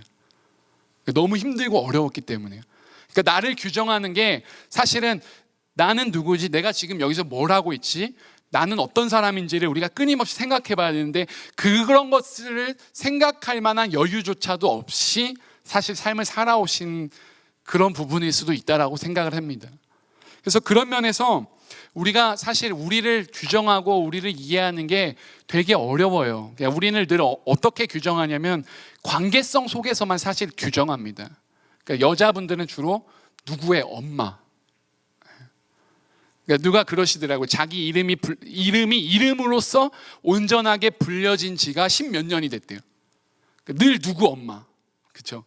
그러니까 나는 누구인데, 내 이름이 있는데 내 이름이 한 번도 불리움을 당한 그 기억이 사라지는 거예요. 그러니까 내가 누군지를 점차 잊어가는 겁니다. 근데 그런 일들이 사실 우리 가운데 많이 일어나거든요. 근데 그게 아픔과 상처로 사실 많이 남게 돼요. 그러니까 이 정체성을 다시금 규정하고 이해하는 것은 그런 면에서 사실 굉장히 중요하고 필요한 일이라고 생각이 됩니다. 좀 다른 얘기인데요. 제가 이제 두 가지를 여기 넣어놨는데, 우리의 정체성, 우리의 인간됨, 우리의 나의 모습과 관련해서 특별히 우리가 교회 생활과 관련해서 좀 생각해 볼 지점들이 있습니다. 그러니까 우리가 신앙생활하는 이유와 교회에 열심을 품는 이유가 어떤 동기와 이유에서 오는지를 한번 생각해 볼 수가 있어요. 그러니까 제가 우리 청년들도 보면 열심히 하는데 그게 늘 뭐냐면 인정에 대한 욕구예요. 인정. 그러니까 칭찬받기 위해서 해요, 열심히. 그럼 그 칭찬이 없으면 입이 대빨 나와요. 그러니까 뭐냐면 자기의 인정 욕구를 위해서 사역을 하는 거예요. 일을 하는 거예요. 칭찬을 받기 위해서 하는 거예요. 혹은 자기 명성을 받기 위해서 하는 거예요. 혹은 자기 존재감을 추구하기 위해서 하는 거예요. 이게 조금 조심스러운 얘기일 수 있는데, 우리가 이민교회잖아요. 근데 이민교회의 특성이 뭐냐면 성도님들이 주중에 사실 하시는 일들이 되게 어렵고 힘들어요. 그리고 이 사회에서 우리가 메인이 아니잖아요. 우리가 마이너리티잖아요.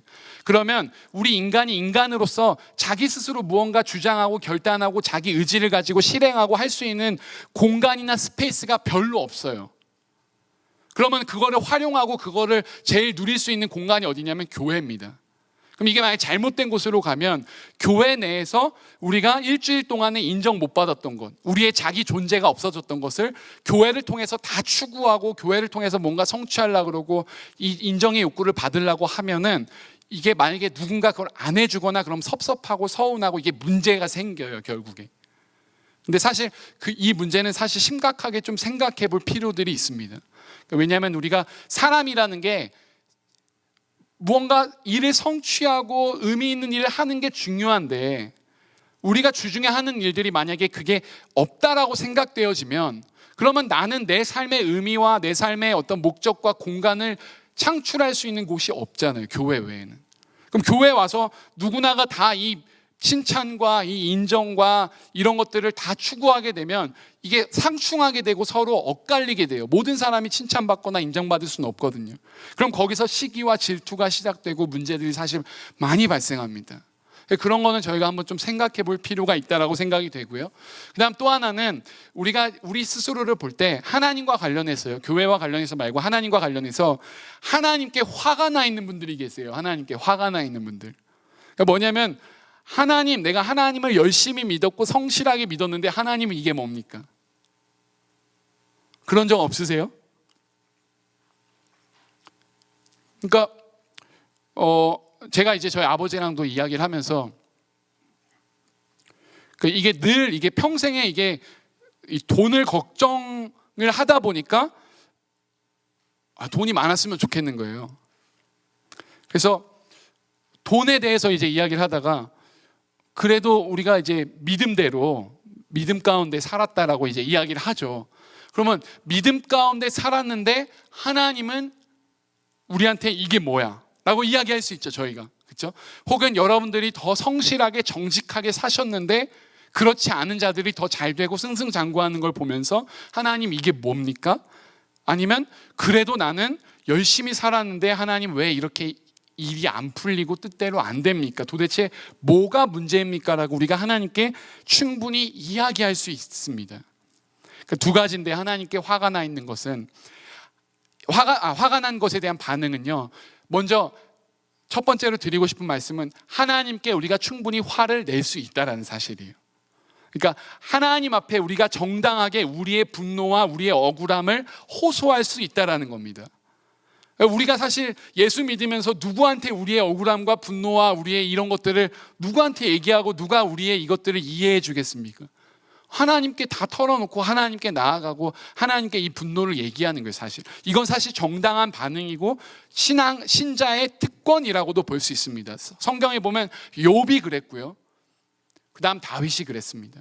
근데 중요한 게 뭐였냐면 욥은 뭐냐면 욥이 하나님 앞에 그렇게 항변하고 이야기할 때 주변 사람들의 반응이 어땠죠? 친구들이 와서 처음에 한 일주일은 같이 울어주고 격려해주다가 일주일 지나니까 어떻게 합니까? 네가 잘못한 게 있는지 생각해봐라. 네가 무언가 꼬부친 게 있지 않냐? 네가 제사를 제대로 안 드린 거 아니냐? 네가 무언가 당할 만한 일이 있으니까 그런 거 아니냐?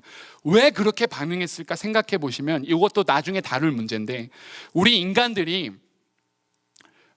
우리의 감정에 대해서 정직하게 대면하거나 솔직해지는 것에 대해서 상당한 두려움이 있습니다. 특히 크리스찬일수록 이게 더 심합니다. 왜냐하면 저는 저를 보면서 알게 됐어요. 그러니까 저는 늘 겉으로는 늘 평온하고 온유하고 그리고 늘 밝고 늘 뭔가 침착해 보이는 그러한 모습으로 살아왔다고 생각하고, 그렇지만 내 안에서는, 내 속에서는 분노와 억울함과 어떤 질투와 어떤 여러 가지 말할 수 없는 부정적 감정과 이런 것들이 마음의 파도를 치고 있는 거예요, 이 안에서는. 근데 그게 적절한 방식으로 이야기되지 않고 나만 가지고 있다 보니까 이게 문제가 해소가 되지 않는 겁니다. 그러니까 쉬운 건 이런 거예요. 어떤 성도님이 와서 내가 이런 일이 있었고 저런 일이 있어, 내가 요즘에 죽고 싶다, 너무너무 힘들고 너무너무 어렵다 하는데, 처음 반응은 뭐냐면 대부분의 사람들이 그래 너무너무 힘들겠다, 너무 어렵지, 이렇게 하다가요 2번, 3번, 4번 가잖아요. 그럼 나중에는 어떠시죠? 들어주기가 좀 짜증나죠. 그러니까 들어주기가 힘들어요. 그러면 들어주기가 힘들면 우리가 도피할 수 있는 최고의 방법이 뭐냐면 기도해 줄게, 걱정 마, 하나님이 하실 거야, 이거예요. 물론 그 말은 맞는 말이죠. 기도해 줄게, 하나님이 해주실 거야, 이건 맞는 말입니다. 그러나 지금 이 사람이 필요한 것은 뭐냐면 이 사람의 지금 마음속에 있는 여러 감정과 여러 어려움들을 깊이 공감해주고 위로해주고 그 다음인 거예요. 당연히 기도는 해줘야 되는 거고 당연히 하나님이 해주시는 건 맞지만, 우리가 우리의 불편한 감정과 우리의 어려움에 대해서 정직하고 솔직하게 대면하는 그 과정이 없으면, 그러면 이건 해결되지 않은 채로 계속 남겨져 있다라는 데 있습니다. 그러니까 한국 사람들의, 우리가 흔히 얘기할 때 외국말로 번역이 안 되는 단어가 있잖아요. 화입니다. 화를 어떻게 번역하실 거예요? 이건 앵거로도 번역이 안 돼요. 그러니까 우리가 한국 사람들 한도 번역이 안 돼요. 그렇죠? 우리만이 가지고 있는 독특한 감정이고 우리만이 겪고 있는 우리 민족적 고유한 특징입니다. 근데 우리 문화가 뭐냐면 우리가 유교적 문화이기 때문에 어려서부터 부모님들도 그렇고 아이들이 감정적 표현을 하거나 감정적 대응을 하는 것, 혹은 자기 감정을 드러내는 것을 늘 막고 자제하고 혹은 그것을 나쁘게 여깁니다. 이해가 되셨죠? 그러니까 아이가 만약에 유치원에서 어려운 일이 있었다가 집에 와서 엄마한테 슬픈 일을 얘기하면 그래, 네 마음이 어땠니? 그때 감정이 어땠어? 이게 아니라 그럼 네가 잘했었어야지, 네가 먼저 친구한테 줬었어야지, 나눠줬었어야지.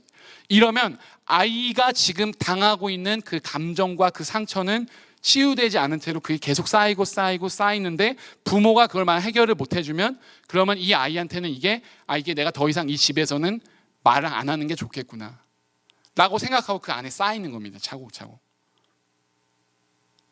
그래서 제가 가만 생각해 보니까 내 마음에 왜 이런 게 있었을까 생각해 봤더니, 우리 가정은 개척교회였잖아요. 그러면 제가 본성 저는 이제 늘 할머니랑 먹고 자고 했거든요. 그러니까 제가 그 대학교 갈 때까지 제 방이 없었어요. 그래서 할머니랑 늘 먹고 자고 했어요. 그러니까 할머니랑 늘 있는데 우리 엄마가 힘들다는 걸 알아요, 내가 본능적으로. 그리고 엄마 아빠는 늘 나가서 전도해야 되고 성도들 만나야 되고 이걸 알아요. 그러니까 뭐냐면 내가 슬프거나 아프거나 힘들어도 절대 이제 이야기하지 않는 거예요. 그건 나 혼자 해결하는 겁니다. 그러면서 이게 쌓이는 거예요, 이게. 그러니까 이게 사실은 우리가 우리 성도님들 개개인의 그 자라난 모습과 성장 과정을 생각해 보시는 거 중요하지만 또 우리 자녀들과의 그런 관련성도 사실 굉장히 중요합니다. 이게 해결되지 않는 채 계속 남아있다라는 거예요. 그 다음 또 다른 한편으로는 하나님께 화가 나 있는 사람들은 또 하나는 잘못된 반응 때문에 그래요. 뭐냐면 자기가 잘못한 거예요, 사실. 자기가 잘못 생각했고 자기가 잘못 결단한 겁니다. 자기가 선택한 것에 대한 적당한 책임과 그런 어떤 그런 것들을 테이크해야 되는데 뭐냐면 결단이랑 생각이랑 모든 것들은 다 자기가 해놓고 나중에 일이 틀어지거나 잘못되면 하나님께 화를 내는 거예요. 그러니까 이것도 사실 건강하지 않은 방식의 우리 모습입니다. 그러니까 저는 청년들을 상대하니까 청년들 만나보면 저렇게 결정하면 분명 후회할 텐데 그렇게 하지 마라. 그렇게 하지 말고 이렇게 하면 좋겠다 이제 이야기를 하죠. 그러면은 꼭 그냥 그렇게 해요. 그래놓고 나중에 와서 목사님 근데 하나님이 저한테 왜 이러시는지 모르겠어요. 제가 왜 이렇게 고난을 당하고 왜 이런 어려움을 당해. 이거는 자기 인식에 대한 부재와 더불어서 하나님에 대한 인식의 부재예요. 근데 이건 청년들만 그런 게 아니라 사실 우리 누구라도 다 그럴 수 있습니다. 왜냐하면 내가 책임진 것에 대한 내가 선택한 것에 대한 책임과 그 결과를 내가 받아들이기가 어려우니까 그것을 좀 이렇게 감안해 줄 누구 어떤 희생자 혹은 내 이 불만과 어려움들을 좀 비난할 대상이 필요한 겁니다. 그게 하나님인 거죠. 이것도 하나님과 나에 대한 잘못된 이해라고 볼 수 있습니다. 넘어가시면요. 우리가 나는 누구인가라고 다시 이제 이야기를 돌아오고 오늘 자아상 회복까지 딱 할 건데요. 우선 나는 누구인가 여기 부제를 보시면 You are what you love because you live toward what you want. 그러니까 내가 사랑하고 욕망하는 게 바로 나 자신이다라고 우리가 이야기할 수 있어요. 이거 좀 더 설명을 드릴게요. 기독교 인간관에 대해서 우리가 생각을 해봐야 되는데요. 제가 영어로 써놨습니다. You might not love what you think. 그러니까 당신은 아마 당신이 생각하는 것을 사랑하지 않을지도 모릅니다라는 거예요. 이 얘기가 무슨 얘기냐면요. 2번에 보시면 근대적 기독교 인간 이해와 성경적 이해의 간극이에요. 우리가 코키토 에르고 숨이라 그래서 데카르트란 철학자가 있는데 그 사람이 한 게 뭐냐면 나는 생각한다 그러므로 존재한다예요. 그러니까 내가 어디서 출발하냐면 나는 생각하는 존재예요. 생각하는 존재. 그 얘기는 뭐냐면 나는 생각대로 모든 것을 다 할 수 있다라는 얘기입니다. 내가 생각한 대로. 그래서 우리 기독교가 교육이 어떻게 했냐면 여러분들의 생각을 바꾸려고 많이 노력했어요. 생각을 바꾸시라고. 성경 공부 열심히 하고요. 설교도 열심히 듣고요. 여러 가지 교육들 많이 했습니다. 한국 교회 참 열심히 했어요. 근데 여러분 생각해 보세요. 여러분들은 생각하시는 대로 살아오셨어요. 생각하시는 대로. 내가 이렇게 살기로 결단하고 그리고 그 다음날 그렇게 다 살아오셨어요. 생각한 대로 살아오셨어요. 학생들 중에요. 다음 주가 미드텀인데 다음 주가 파이널 텀인데 공부 잘해야지. 이번엔 100점 맞아야지. 공부 잘해야지. 생각만 주구장창 하는 애들이 있어요. 생각만 매일같이. 오늘은 이만큼 해야지. 내일은 또 생각만 하다가 이제 다음날 파이널 하고 이제 시험 망칩니다. 그러니까 생각만 한다고 우리가 실제로 되는 게 아니에요. 그러면 공부를 잘하려면 공부를 해야죠. 공부를 해야죠. 그 얘기가 뭐냐면 사실은 우리가 생각하는 것보다 우리를 형성하는 더 큰 게 뭐냐면 우리의 디자이어라는 거예요. 우리의 욕망과 욕심이라는 겁니다. 그러니까 우리의 욕망과 욕심이 우리를 형성한다라는 거예요. 그러니까 우리가 사랑하는 것들이 우리를 만들어요. 돈에 대해서요. 돈 누구나 가지고 싶지만 누구나 생각은 정직하게 벌어야지 생각합니다. 성실하게 벌어야지 생각합니다. 근데 실제로는요. 돈을 사랑하기 때문에 정직하고 성실한 것보다 돈을 사랑하기 때문에 더 많이 벌기 위해서 좀 부정직하면 어때? 남들도 다 그렇게 사는데 남들보단 내가 덜하지. 꼭 굳이 성실하게 살아야만 돈 버나? 성실하게 안 살고도 더 큰 돈 벌 수 있는 여러 방법들이 있던데 라고 내 욕망이 더 내 생각보다 강하게 작용하고 실제 대부분의 사람들은 그것에 의해서 살아가고 그것이 자기를 형성합니다. 그래서 3번 보시면요, 해답은 궁극적으로 우리가 가진 욕망을 바꾸는 거고요, 그리고 그 욕망 너머에 있는 우리가 꿈꾸는 좋은 삶을 바꾸는 거예요. 그러니까 좋은 삶을 상상하는 상상력이 사실 필요해요. 그러니까 뭐냐면 우리 자녀들 보고요, 잘 살고 잘 되라라고 하시잖아요. 그럼 잘 살고 잘 되는 게 뭔데요? 혹시 자녀들에게 더 구체적으로 설명해 주실 수 있으세요? 그러니까 이 땅에서 우리가 잘 먹고 잘 사는 게 중요해요, 예수 안에서. 그러면 그 잘 먹고 잘 사는 것에 대한 구체적인 내용이 뭐냐고요. 잘 먹고 잘 사는 거. 그러니까 좋은 삶이란 어떤 거냐고요. 좋은 삶이란, 구체적으로 한번 생각해 보셔야 돼요. 그냥 좋은 삶이란 그냥 와이프 좋은 사람 만나고 직업 잘 찾고 그다음 나이스한 하우스 만들고 나이스한 패밀리 꾸리고 스테이블하게 사는 게 좋은 삶인 건지, 아니면 좀 더 구체적으로 좋은 삶이 뭔지, 우리가 꿈꾸는 삶이 뭔지 이 땅에서 생각해 봐야 된다는 거예요. 다시 얘기하면요, 우리는 사실 우리의 생각을 바꾸는 게 아니라 우리의 몸의 습관을 바꿔야 돼요. 이게 조금 설명이 필요한 부분인데요, 우리가 예를 들어서 무언가를 이루거나 성취하려면 그것에 대해서 지속적인 프랙티스가 필요합니다. think보다요. 그러면 우리가 지속적으로 그 프랙티스를 계속하는 일이 사실 훨씬 중요해요, 매일의 일상 속에서요. 그러니까 경건훈련도 사실 그런 거죠. 경건훈련을 통해서 우리가 매일 예수를 닮아가려는 것도 매일의 삶에서 리들 바이 리들빗으로 조금씩 닮아가려고 하는 거죠. 근데 문제는 뭐냐면 우리가 예수를 닮아가는 부분에 있어서 우리는 늘 생각만 한다는 거예요.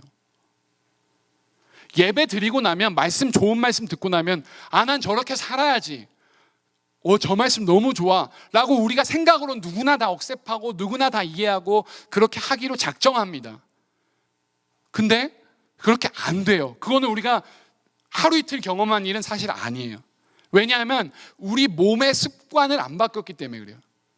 그러니까 우리 사실 이 사회학적으로는 그런 얘기 하거든요. 우리가 의식적으로 하루에 행하는 일은 15%에서 20%밖에 안 된대요. 나머지는 뭐냐면요, 반복된 습관으로 무의식적으로 행하는 거예요. 우리 삶의 대부분 24시간 중에.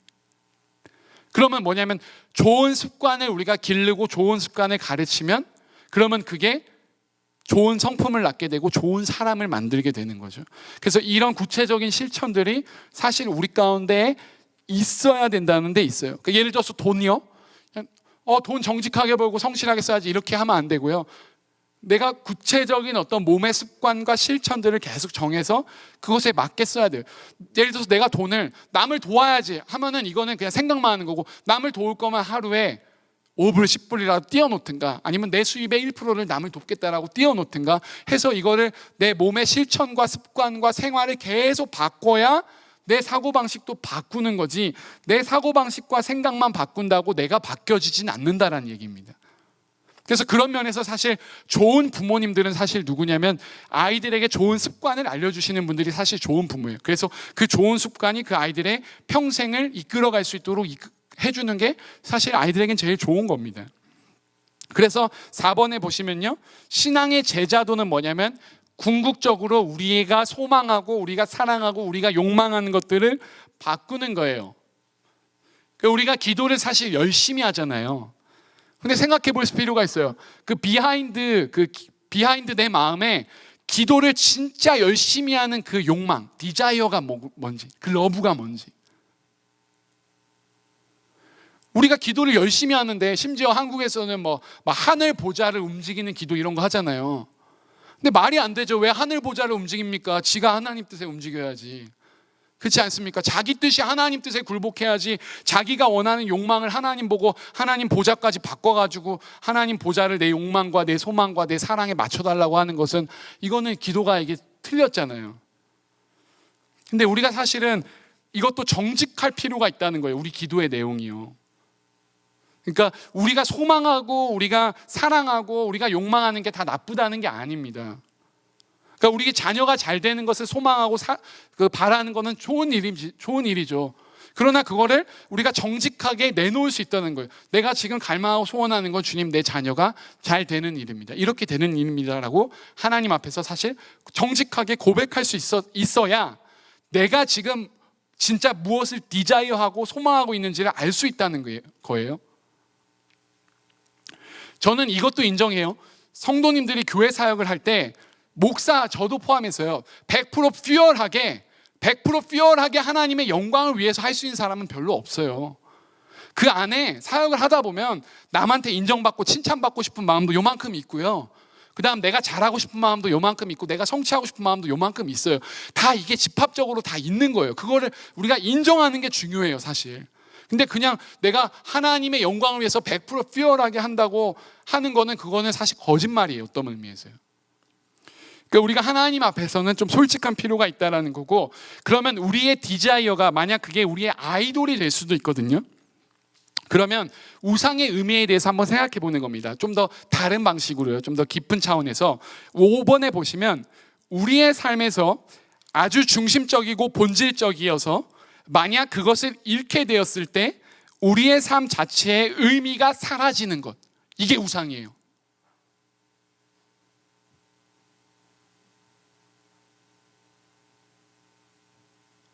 무슨 얘기인지 아셨죠? 그러니까 우리의 삶에 너무나 중요한 거여서 만약 그걸 내가 잃었을 때 내 삶은 더 이상 의미가 없어라고 생각하는 게 나의 우상입니다. 이건 내 자녀일 수도 있고, 내 아내일 수도 있고, 남편일 수도 있고, 내가 가진 돈일 수도 있고, 내가 가진 직업일 수도 있고, 어떠한 것일 수 있어요. 그러니까 어떠한 것이든 사실 우상이 될 수 있습니다. 그래서 그 아래 좀 긴 코트인데요, 제가 읽어드릴게요. 우상은 본질적으로 선하고 좋은 것일 수 있지만 거기에 대한 우리의 사랑이 지나친 나머지 우리가 인생의 의미 자체를 거기에 걸 때 우상으로 변하게 된다. 따라서 가족이나 자녀도 우상이 될 수 있고, 직업이나 돈을 버는 것, 성취 그 자체, 다른 이들의 칭송, 혹은 다른 이들이 나를 어떻게 볼까에 대한 생각, 수치심, 사회적 지위조차도 우상이 될 수 있다. 로맨틱한 이성과의 관계, 동료들에 대한 나의 안정적이고 평안한 환경, 내 명석함과 사회적인 대의, 종교적 사역에서의 성공을 위한 바램도 우상이 될 수 있다라는 겁니다. 우상의 중요한 특징은요, 그것을 섬기는 사람, 즉 그것을 소유하고자 하는 사람을 그 우상의 노예로 만든다는 데 있어요. 그러니까 all idolatries enslave. 그러니까 모든 우상들은 우리로 하여금 그 우상의 노예가 되게 합니다. 돈을 사랑하면 우리가 돈의 노예가 되게 돼요. 명성을 사랑하면 우리가 명성의 노예가 되게 돼요. 그게 우상의 속성이에요. 그러니까 우상은 그 자체로 아주 악한 속성을 갖고 있어서 우리가 그것을 숭배하거나 경배하게 될 때 사탄은 우리의 자아와 우리의 정체성을 역으로 이용해서 그것들로 하여금 우리의 마음과 생각을 조종하게 하고 결국 우리로 하여금 그것에 굴복당하게 만듭니다. 그런 면에서 이 우상의 치명적 위험성이 있어요. 그래서 우리가 사실은 내가 무엇을 하나님보다 더 사랑하고 더 열망하고 더 가지려고 하는가에 대해서 생각해보고 또 솔직해질 필요들이 있다라는 겁니다. 그리고 하나님과 우리의 관계 속에서 그것들이 회복이 되어야 된다는 거예요. 이게 지금 자아상의 회복이거든요. 여기를 빨리 마치겠습니다. 로마서 12장 3절 보면요, 두 번째 줄 보시면 하나님께서 각 사람에게 나눠주신 믿음의 분량대로 지혜롭게 생각하라. 그러니까 우리 가운데 하나님께서 주신 믿음이 있고 지혜가 있는데 그것에 맞게 합당하게 자족하라는 거고요. 그 다음에 아랫절 보시면 겸손한 마음으로 각각 자기보다 남을 낮게 여기고, 이게 사실 자아상에서 제일 중요한 게 뭐냐면 우리의 자아상이 사실 상처받고 깨짐을 받는 이유는 늘 언제나 비교 가운데 옵니다. 근데 이 비교는 사실 피할 수 없다고 생각해요, 저는. 그렇잖아요. 비교를 피할 수는 없어요. 이런 얘기 하죠. 20대에는 내 직업과 남의 직업을 비교하고요. 30대에는 내 와이프, 내 남편과 다른 와이프의 수입과 어떤 그런 사랑과 혹은 그런 여러 사회적 지위를 이렇게 비교하고요. 40대, 50대가 되면 자녀들에 대한 성공을 서로 비교하고요. 또 60대가 되면은 또 그 뒤에 이제 계속 비교하는 거죠. 근데 이거는 끊을 수는 없어요.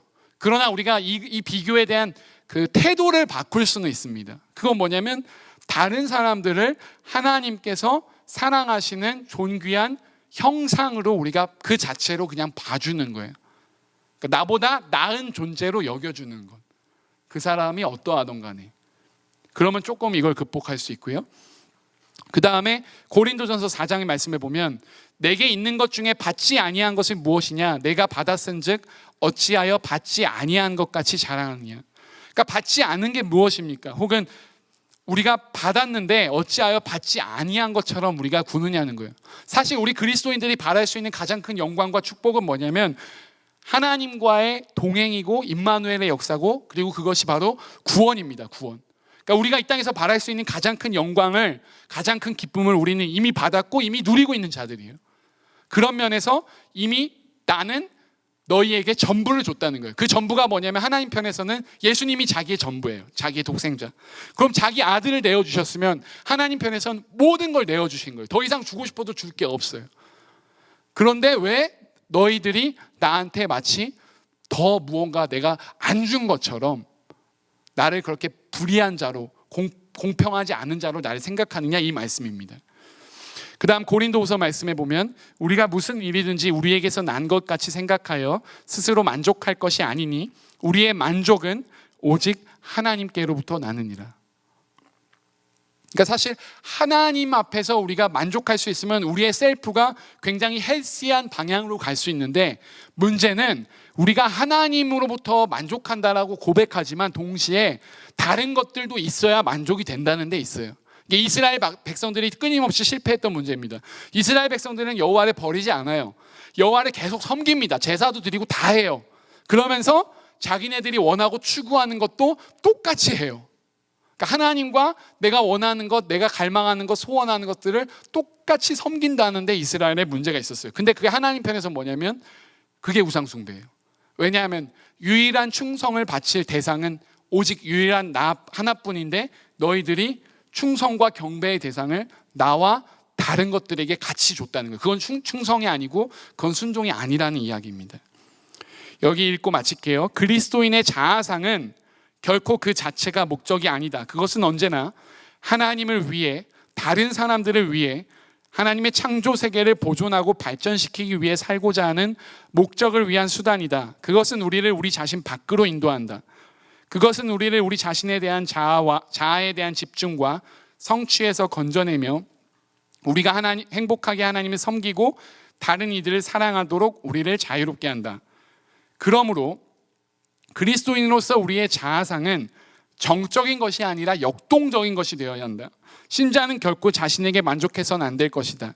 신자는 언제나 그리스도가 주시는 힘으로 그리스도인의 완전함, 거룩함이라는 목표를 향해 힘써 전진해야 한다. 그리스도인은 자신을 성령으로 말미암아 점진적으로 새로워지고 있는 새 삶으로 봐야 한다. 그러니까 우리가 우리의 모습을 볼 때 우린 타락했지만 우린 예수를 알아요. 우린 진리를 알고 성령이 우리 가운데 거해서 우리가 하나님의 신적인 성품과 역사에 우리가 참여하고 있습니다. 그래서 하나님이 우리로 하여금 끊임없이 우리의 자아를 예수를 닮은 모습으로 형성시키고 있고, 그리고 그 거룩함과 완전함, 온전함을 추구하도록 우리 가운데 이끄시고 역사하시고 계세요. 그래서 우리가 우리 자신을 예수 안에서, 성령 안에서 날마다 우리가 다이나믹하게 변화하고 있는 존재를 우리 자신을 이해할 뿐 아니라 이 싸움이 마지막 날 때까지, 우리가 죽는 날까지 예수를 쫓는 그 싸움으로 나아가야 한다라는 것에 대해서 저희가 이해를 해야 된다라는 말입니다. 혹시 여기까지 해서 질문 있으세요?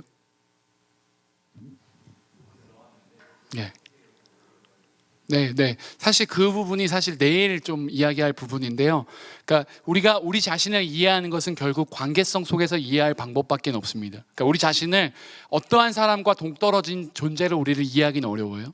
그런 면에서 하나님을 사랑한다라고 했을 때 하나님이 누구신지를 알고 그가 지으신 분을 알아서 나를 이해한다는 것이고, 내가 이웃을 사랑할 때 내 몸같이 내 이웃을 사랑하라, 그 말씀도 결국 이웃과의 사랑 속에서 나 자신에 대한 온전한 이해가 있을 수 있다, 이 관계적인 측면이고요.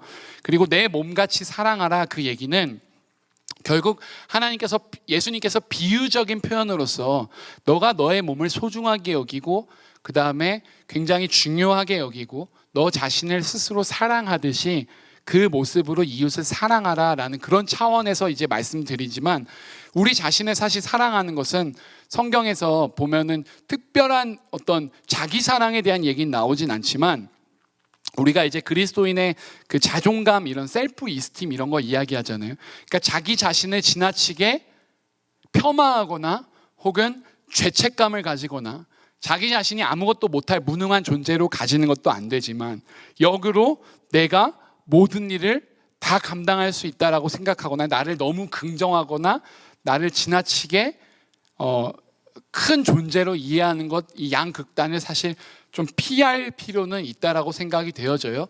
그래서 그런 면에서는 우리가 우리 자신을 그 사랑하는 모습들이 사실 구체적으로 어떻게 성경에 나와 있는지는 저도 잘 이해는 못해서 그런 부분을 제가 정확하게 말씀드리기는 좀 어려울 것 같은데, 혹시 내일 좀 이야기 속에서 그런 얘기들이 좀 될 수 있으면 좋을 것 같다는 생각이 듭니다. 질문에는 충분한 답은 안 된 것 같은데요. 내일 좀 이제 말씀을 드릴게요. 혹시 또 있으세요? 네, 우리 집사님.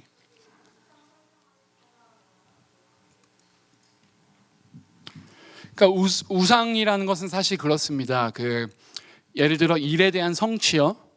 그러니까 우리가 하나님께서 주신 지혜와 능력을 가지고 이 땅에서 성취하는 것, 무언가를, 그다음 무언가 문화를 발전시키는 것, 그리고 우리 자녀들을 위해서 우리가 자녀들을 잘 양육하고 잘 기르는 것, 그리고 우리가 교회를 세워가는 것, 이 모든 것들은 사실은 선하고 좋은 것일 수 있다라는 겁니다. 그러니까 우리 인간이 하는 활동이 예수 안에서 예수 믿는 자들이 선한 목적과 선한 결과를 내는 쪽으로 간다면 어떤 활동이든지 그게 선하고 좋은 일일 수 있지만, 그게 왜곡된 방식으로 우리가 사랑하거나 혹은 거기에 집착하거나 거기에 대해서 몰두하거나 그럼으로써 하나님을 잊거나 하면 이게 문제가 생긴다라는 겁니다. 실제로 우리가 하나님의 일을 위해서 예를 들어 세상에서 일을 하고 성취를 꿈꾸지만 그것 자체는 하나님께 영광이 되고 기쁨이 되는 일이지만, 그 성취 자체에 너무 도취된 나머지 이제는 이 성취에 완전히 집중이 돼서 이 하나님과 이 성취가 완전히 이제 사실 일의 성취가 하나님을 위한 것이었는데 이젠 이게 완전히 반대로 되는 경우에는 이게 선하고 좋은 것일 수 있지만 이것조차도 사실은 우상이 될 수 있다라는 이야기입니다.